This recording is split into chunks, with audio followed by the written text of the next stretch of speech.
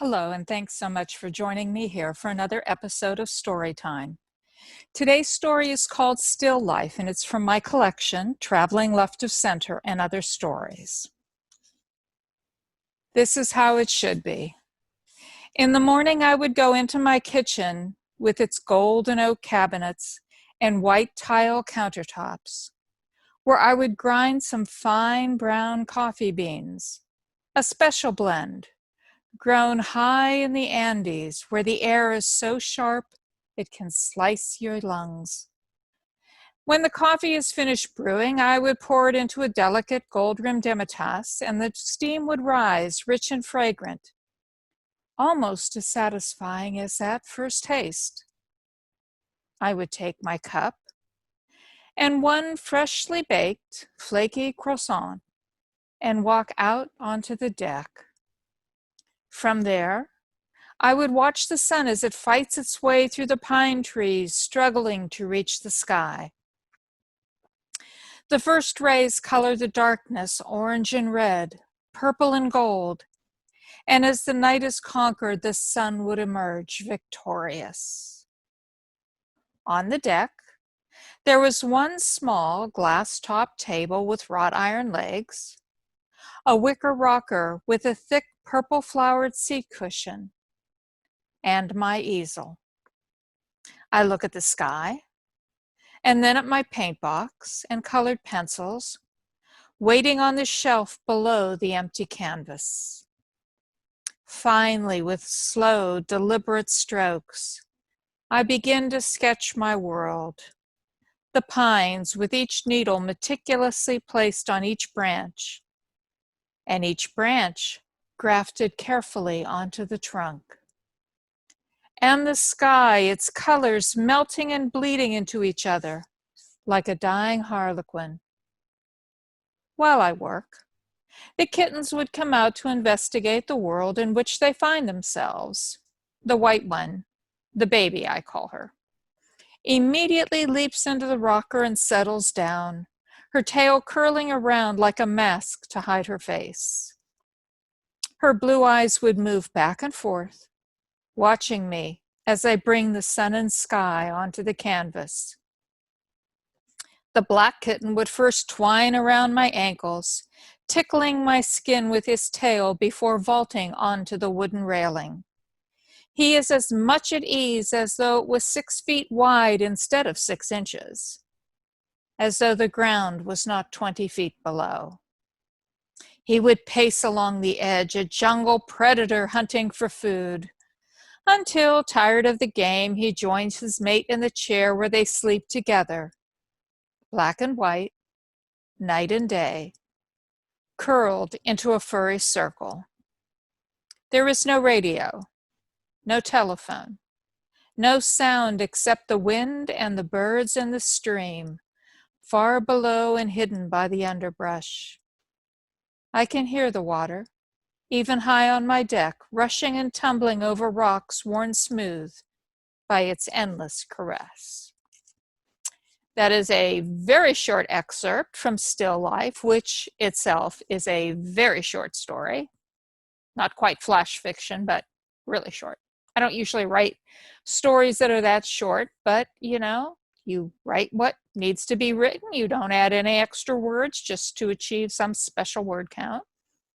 And this turned out to be a very, very short story. What sparked this story?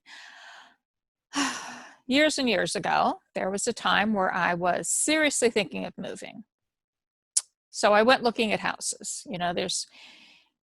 There's two things that can happen when you're house hunting, but not quite entirely committed to moving. One is you will go out and you will see all these fantastic houses that are more or less in your price range, and you will be pushed into deciding, I can't go back to my house, I got to buy this new house.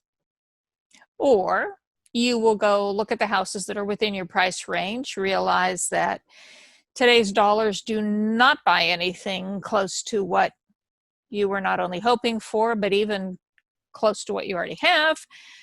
And you come back home and say, if I just put a fresh coat of paint on the walls, this house will do me fine for the next 5, 10 years. Anyways, so house hunting. So I had gone to this house, and the house itself was a 2-story house, and it backed onto a ravine. And they had a deck, a narrow deck that ran the length of the back of the house. So when you were on the deck, you could look out into a beautiful wooded area with pines and oaks and maples and all kinds of other trees, or you could look down, which I try not to do because I am scared of heights. But anyways, that's basically all I remember from the house is the deck. I couldn't tell you whether I liked anything else about that house. Obviously didn't end up purchasing it.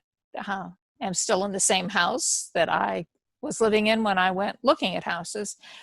But something about that deck, something about the possibilities that the deck held. I started picturing myself, oh, would this not be a perfect place to write? As writers, we're always looking for that perfect place to write, as if we just had that perfect place to write, we would write perfectly.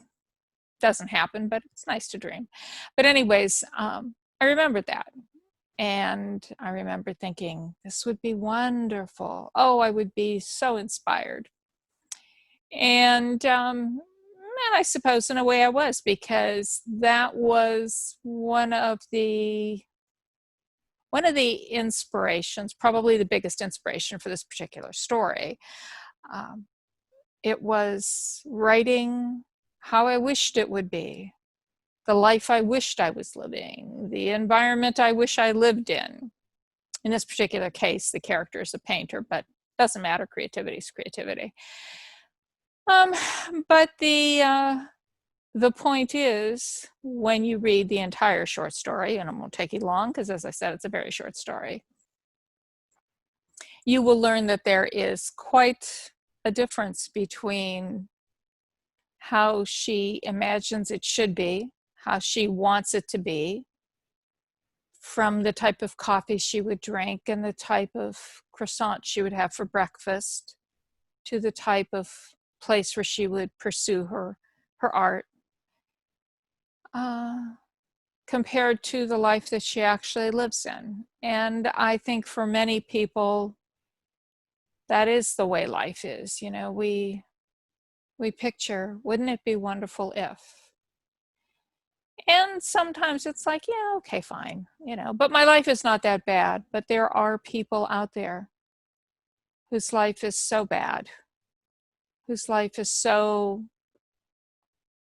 unfortunate, unhappy, so bereft of love and joy and safety and 4 walls and a solid roof, that the only way they can make it from one day to the next is to just imagine, someday this is how I'm going to live.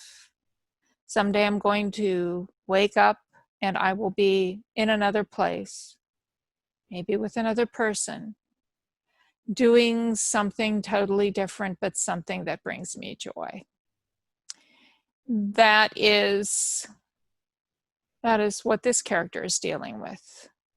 The contrast between the life that she wants and the life that she has. And I can't tell you whether she ever gets the life that she wants, because the story ends without really resolving that. But in any case, I think it is an interesting story to read. And I hope you will take the opportunity to pick up a copy of Traveling Left of Center and Other Stories, read Still Life, perhaps read the other stories that are in the book.